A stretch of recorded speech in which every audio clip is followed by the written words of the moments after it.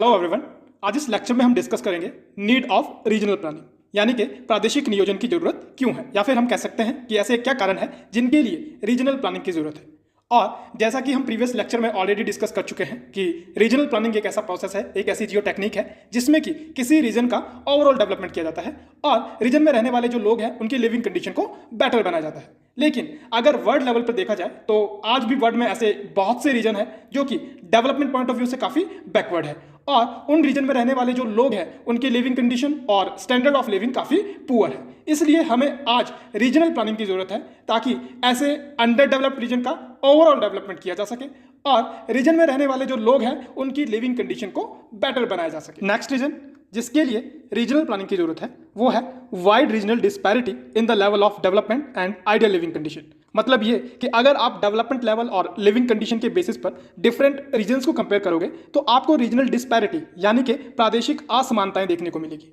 कुछ रीजन्स ऐसे हैं जो कि काफ़ी डेवलप्ड है और वहाँ पर रहने वाले जो लोग हैं उनके पास बेटर फैसिलिटीज अवेलेबल है और वो एक बेटर लिविंग कंडीशन और एनवायरनमेंट में लाइफ जी रहे हैं। यहीं कुछ रीजन ऐसे भी होंगे जो कि डेवलपमेंट लेवल पे काफ़ी बैकवर्ड है या फिर कह सकते हैं कि अंडर डेवलप्ड है और वहाँ पर रहने वाले जो लोग हैं उनकी लिविंग कंडीशन और स्टैंडर्ड ऑफ लिविंग काफ़ी पुअर है और वहाँ पर बेसिक फैसिलिटीज़ की भी कमी रहती है। यही नहीं, आपको ऐसी डेवलपमेंट डिस्पैरिटी यानी कि विकास के स्तर की जो असमानताएं हैं एक ही रीजन के अंदर भी देखने को मिल जाएगी, जिसमें कि किसी एक रीजन का एक भाग ऐसा होगा जो कि रीजन के बाकी भाग से काफ़ी ज़्यादा डेवलप्ड होगा। तो इस प्रकार की इंटर रीजनल और इंट्रा रीजनल डिस्पैरिटी यानी कि एक प्रदेश और दूसरे प्रदेश तथा एक ही प्रदेश के अंदर पाए जाने वाली विकास के स्तर की जो असमानताएं हैं उनको कम करने के लिए रीजनल प्लानिंग की जरूरत है ताकि सभी रीजन्स का समान रूप से ओवरऑल डेवलपमेंट किया जा सके और सभी रीजन में रहने वाले जो लोग हैं उनको similar ideal living condition provide की जा सके। We need regional planning to solve critical problems that are being faced today by different part of the world. मतलब ये कि आज ह्यूमंस ने डेवलपमेंट तो कर ली है लेकिन डेवलपमेंट एक्टिविटीज के दौरान वो नेचर को हमेशा इग्नोर करता आया है और इसका रिजल्ट ये है कि आज हम बहुत सी क्रिटिकल प्रॉब्लम्स फेस कर रहे हैं, जैसे कि climate change, global warming, glacier smelting and sea level rising, environmental degradation, biodiversity loss, acid rain, deforestation, desertification, floods etcetera. और ये जो क्रिटिकल प्रॉब्लम्स है इनका जो नेचर है और जो मैग्नीट्यूड है वो वर्ल्ड के डिफरेंट रीजन्स में डिफरेंट है, जो कि इन डिफरेंट रीजन्स को डिफरेंटली अफेक्ट भी कर रहा है। कहीं पर इनका प्रभाव ज़्यादा है और कहीं पर कम। तो इन क्रिटिकल प्रॉब्लम्स को सॉल्व करने के लिए या फिर हम कह सकते हैं कि इनके इफेक्ट को कम करने के लिए हमें आज रीजनल प्लानिंग की जरूरत है ताकि रीजनल लेवल पे ही इन प्रॉब्लम्स को सॉल्व किया जा सके और रीजन में रहने वाले लोगों को इन प्रॉब्लम के नेगेटिव इम्पैक्ट से बचाया जा सके।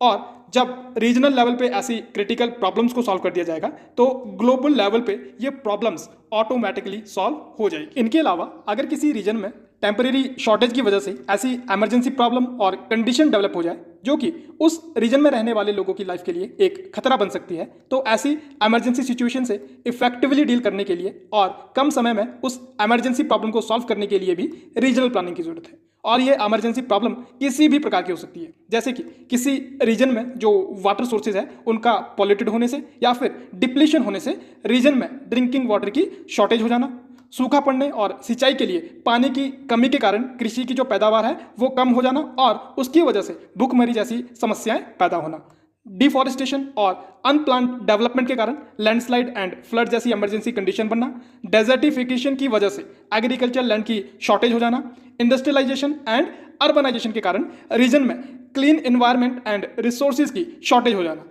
इनके अलावा और भी बहुत सी इमरजेंसी कंडीशन हो सकती है जो कि किसी भी रीजन को अचानक से अफेक्ट कर सकती है। तो इन इमरजेंसी प्रॉब्लम को सॉल्व करने के लिए रीजनल प्लानिंग की जरूरत है। नेक्स्ट बात की जाए तो वर्ल्ड में बहुत सी कंट्रीज ऐसी है जो कि लेस डेवलप्ड है और रीजनल प्लानिंग आज इन लेस डेवलप्ड कंट्रीज के लिए बहुत ज़रूरी है, क्योंकि आज जितनी भी लेस डेवलप्ड कंट्रीज है वो खुद को इकोनॉमिकली रिकंस्ट्रक्ट कर रही है, ट्रांसफॉर्म कर रही है ताकि वह एक डेवलप्ड कंट्री बन सके। लेकिन इनके पास खुद को डेवलप करने के लिए ना तो उतने ज़्यादा रिसोर्सेज है और ना ही एडवांस टेक्नोलॉजी है, बल्कि ये countries poverty, unemployment, over population and over crowding, poor leaving condition, poor health and sanitation, poor housing जैसी प्रॉब्लम्स फेस कर रही है। ये लेस डेवलप्ड कंट्रीज एक और तो इतनी सारी प्रॉब्लम फेस कर रही है, वहीं दूसरी ओर इनके पास डेवलपमेंट के लिए रिसोर्सेज और टेक्नोलॉजी की भी कमी है। तो अगर ऐसी लेस डेवलप्ड कंट्रीज़ को खुद को डेवलप करना है और खुद का ग्रोथ करना है तो इन्हें एक ऐसी स्ट्रैटेजी की ज़रूरत है, ऐसी प्लानिंग की ज़रूरत है जो कि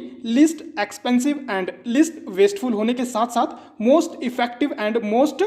एफिशिएंट हो। और रीजनल प्लानिंग ही एक ऐसी स्ट्रैटेजी है, एक ऐसी प्लानिंग है जिसके थ्रू लेस डेवलप्ड नेशन खुद का ओवरऑल डेवलपमेंट कर सकते हैं। लेस डेवलप्ड कंट्रीज़ के अलावा रीजनल प्लानिंग की ज़रूरत आज उन कंट्रीज़ को भी है जो कि 20th सेंचुरी में न्यू इंडिपेंडेंट नेशंस बनकर एग्जिस्टेंस में आई,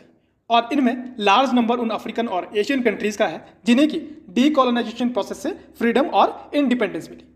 जब ये कंट्रीज़ इंडिपेंडेंट नहीं थी तो इन कंट्रीज़ पर रूल करने वाली कंट्रीज़ ने इनको सिर्फ अपने इकोनॉमिक गेन के लिए एक्सप्लॉइट किया और इनके डेवलपमेंट पे कभी ध्यान भी नहीं दिया। लेकिन फ्रीडम के बाद ये जो न्यू कंट्रीज़ एग्जिस्टेंस में आई, इनकी अपनी प्रॉब्लम्स हैं, एस्पिरेशंस हैं, डिज़ायर्स हैं और कुछ एम्बिशंस हैं जिनको कि ये अचीव करना चाहते हैं और सॉवरेन स्टेट बनने के बाद अपने अकॉर्डिंग डेवलपमेंट करना चाहते हैं, जिसके लिए कि इन्हें रीजनल प्लानिंग की ज़रूरत है ताकि इतने सालों से हो रहे एक्सप्लॉइटेशन के कारण होने वाले डेवलपमेंट के लॉस को रैपिडली रिकवर किया जा सके और कंट्री का ओवरऑल डेवलपमेंट किया जा सके। एक और कारण जिसके लिए रीजनल प्लानिंग की ज़रूरत है वो है rapidly increasing population of the world, यानी कि तेज गति से बढ़ती जा रही विश्व की जनसंख्या। हम सभी जानते हैं कि वर्ल्ड की जो पॉपुलेशन है वो रैपिड रेट से इंक्रीज हो रही है। ऐसा एस्टिमेट है कि जीसस क्राइस्ट के बर्थ के टाइम, मतलब आज से लगभग 2000 साल पहले, वर्ल्ड की जो टोटल पॉपुलेशन थी वो लगभग 25 करोड़ थी,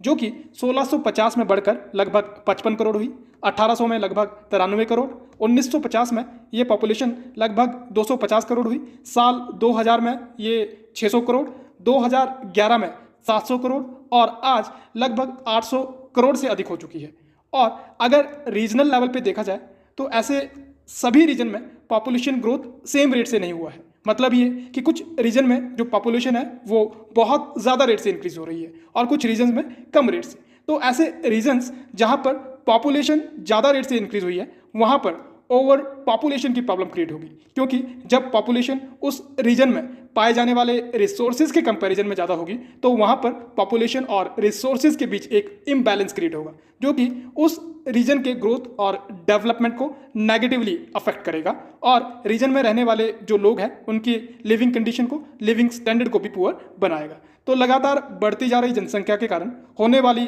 प्रॉब्लम्स को इफेक्टिवली डील करने के लिए और रीजन में पॉपुलेशन और रिसोर्सेज के बीच बैलेंस को बनाए रखने के लिए भी रीजनल प्लानिंग की जरूरत है। पॉपुलेशन इंक्रीज के साथ साथ रिसेंट टाइम्स में means of transportation and communication का रैपिड डेवलपमेंट हुआ है, जिसकी वजह से स्पेशली लेस डेवलप्ड वर्ल्ड में कुछ डेवलपमेंटल चेंजेस हुए हैं, जैसे कि रूरल एंड अर्बन एरियाज में रहने वाले जो लोग हैं उनके बीच इंटरेक्शन बढ़ रहा है और इस इंटरेक्शन बढ़ने के कारण रूरल और अर्बन एरियाज के बीच का जो गैप है वो लगातार कम होता जा रहा है।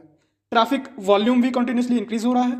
Intra regional and inter regional population mobility भी इंक्रीज हो रही है। तो कॉन्टिन्यूसली रैपिड रेट से इंक्रीज हो रहा है transportation and communication network, rural urban interaction, traffic volume and population mobility जैसे डेवलपमेंटल एस्पेक्ट को फ्यूचर में प्रॉपरली मैनेज करने के लिए भी रीजनल प्लानिंग की ज़रूरत है। नेक्स्ट बात की जाए तो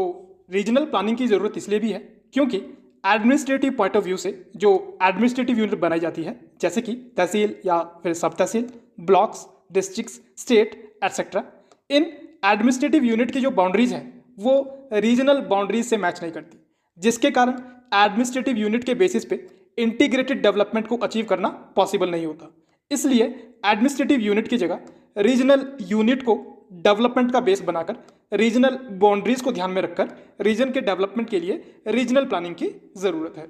आज रीजनल प्लानिंग इसलिए भी इम्पॉर्टेंट है या फिर हम कह सकते हैं इसलिए भी ज़रूरी है क्योंकि किसी रीजन के डेवलपमेंट के लिए जब रीजनल प्लानिंग के अलावा बाकी जो भी प्लानिंग के टाइप्स हैं, जैसे कि सेक्टोरल प्लानिंग,